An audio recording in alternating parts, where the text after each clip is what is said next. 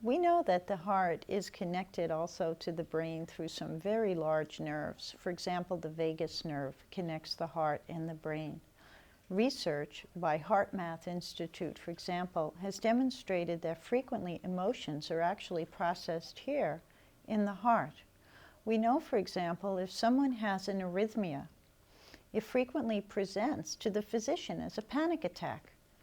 And many people will be treated for panic attacks before it's realized that actually the heart has had an arrhythmia, which has sent a signal to the brain saying that there's danger. And the result is panic. So we now know that the emotions are processed first in the heart, and the heart then actually feeds information to the brain. This is dangerous, this is fun, this is a threat, and so on. So we can actually change our heart rate variability pattern.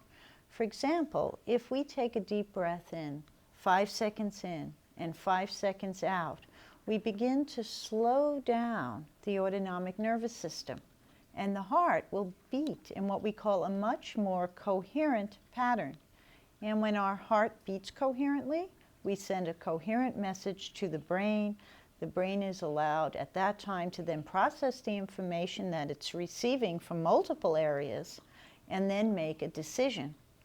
Whereas we now know that if the heart is in what we call a chaotic rhythm, if we're under an enormous amount of stress and we're pouring out adrenaline, our heart will be in a chaotic rhythm, and we will send messages to the brain of stress, threat, anxiety. These messages never get to the higher centers of the brain, what we call the cortex, where we make our rational decisions. They stop at the level of the amygdala, which is the emotional brain. This is why people who are sometimes very smart people say things they regret very quickly, or when you're under a lot of stress, you will say something and think, oh my goodness, why did I do that? Part of the reason for that is that we're not processing the information correctly. And so the heart is central to this whole key issue.